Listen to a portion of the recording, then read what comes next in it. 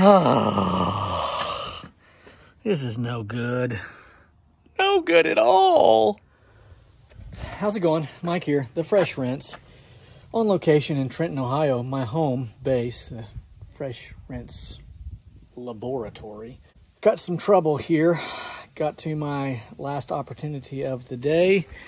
I had been hearing a little jingle jangle going on, and then all of a sudden, kaplow. The whole thing just goes berserk. So the way this works is that this has 4 all-thread rods that run here. 1, 2, 3, 4. That run all the way through and then tap into these holes on the other side. On the other side of that hole, I think, is supposed to be a nut back in there. How in the world that they all came loose at the same time? It was like there was a union meeting and they all said, we're going on strike. And without any notice, bam, they just went on strike.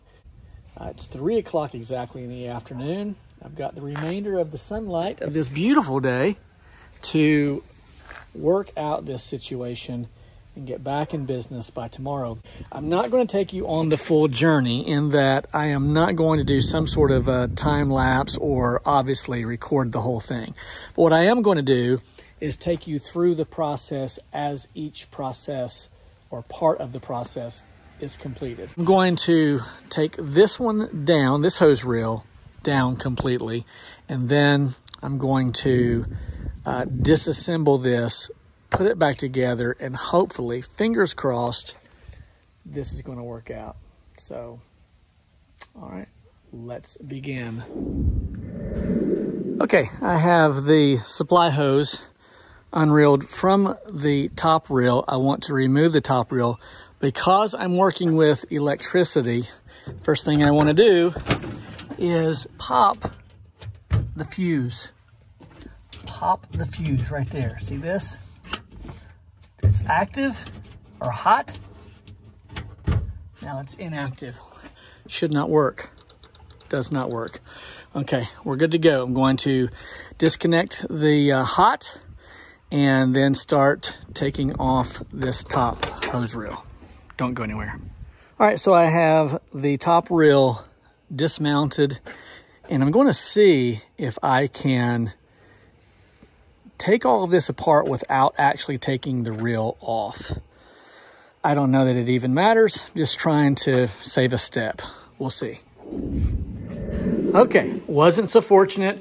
Had to bring the reel into the laboratory so that I can dissect this, do a little surgery. Don't worry, it's not dead. Everything's going to be okay. So what I'm going to have to do is remove these 2 bolts from each side, 2 from each side, so that I can remove this whole section this way.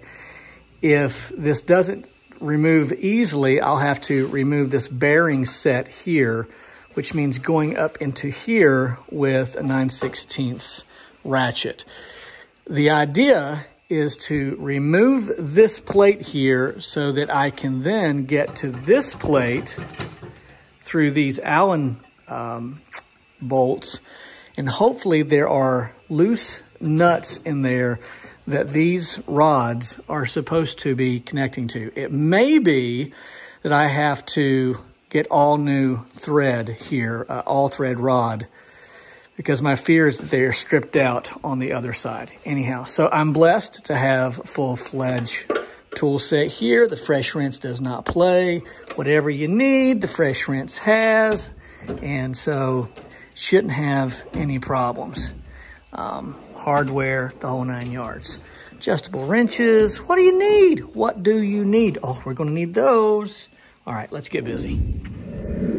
Okay, I have successfully removed the outer portion from the hose reel, and now I need to remove this bearing, and it uses a hex key right there. I'll spray some lubricant in there in a moment, take that out, hopefully, again, accessing this area right here. I need to take all of this off. Should be fun. And check this out. The Fresh Rinse in his prime. Oh, are you ready? Boom. Yes, sir. And who is that, pray tell, with the fresh rinse? Well, it is none other than the Fresh Rincess. Boom! All right, so I have successfully removed that portion of the reel, and all of the all-thread rods seem to be intact and not stripped out. However, now I need to remove this bearing plate and bearing so that I can remove all of this. You can see that this is welded right there, and it keeps all of that flowing. Can you hear that? I heard that. I think I hear some nuts. I hear the nuts back in there. And so I'll take this off, and then hopefully that will open up this and reveal what's inside of there. These nuts here, or bolts, are what is holding this portion of the reel to the actual chain back here behind it. So I'm not sure what that's going to look like. We shall see. Don't go anywhere. All right, so here's where I'm at. I was able to remove the bearing housing here. I do not have to remove this bearing, thankfully. And now I can access this section of the reel.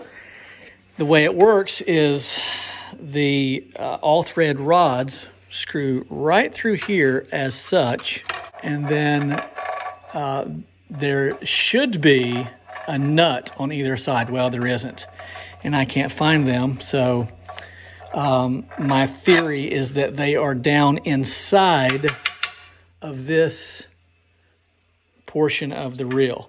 So I need to take these off to access all of the little nuts. Man, this is a job. I told my wife I was going to give up pressure washing to get a real job.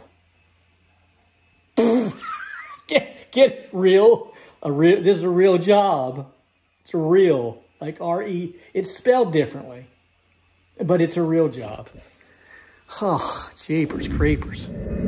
Okay, before I go any further, I thought I would let you know that if you're removing this plate from the chain wheel, then you're going to need a 7/32 Allen key and a 9/16 ratchet on this side. And then for the bearing, the hex key or Allen wrench is a 1/8. Hope that helps. All right, so that was a nightmare. This was a nightmare. Don't mess this up. The way all of this has to go through here precisely to get to these nuts, all of this has to be taken apart. They have spacers in here that are a nightmare to put in and try to do that like that. At the same time, swiveling this around, because this eventually has to be centered, and these things do not line up otherwise. Woo! So now I'm ready to put that back on here. So let's do that. Okay, so I now have the entire reel reassembled and bolted to the trailer. It's now time to see if it works. I have my hot connected here, and I need to engage my circuit protector. Here we go. You ready? 3, 2, 1. Oh yeah. Like a new one. Okay, so let's recap this. These all threaded rods, there are 4 of them, right? Run all the way through on on the inside here. It's a mess. It's just so difficult to get that right. Are held together by these 9/16 nuts, which are identical on both sides. Trying to get all of that together is an absolute, it's Tetris. I mean, it's a mess. It's a labyrinth of labyrinths. So you're going to have fun doing that. And then putting all that together is a nightmare. I know the video is a nightmare. Maybe that's what I want. Maybe that was the goal all along, was to convince you that this is a horrible idea to start a pressure washing business. That is not true. But I will say that if you are not mechanically inclined, you're going to struggle, because these things are going to happen. That reel last year, 2021, cost me $460 each.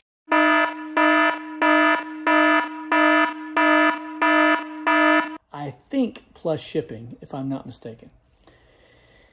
A year later, this one messes up. Not exactly sure what happened, but it messed up. So I had to fix it. If I had to pay someone to do that, that would have been terrible. And I'm 2 hours into this little project. So I worked all day, come home. It's actually around 6 o'clock, because I had to take a little break. I'm going to get showered up, and then from here, I'm going to tune these other reels so that this doesn't happen again. Then I'm going to transfer chemical for tomorrow, tidy up everything, and go to bed. So pressure washing 101. It's a lot of fun. Mike, the Fresh Rinse, and I'm out.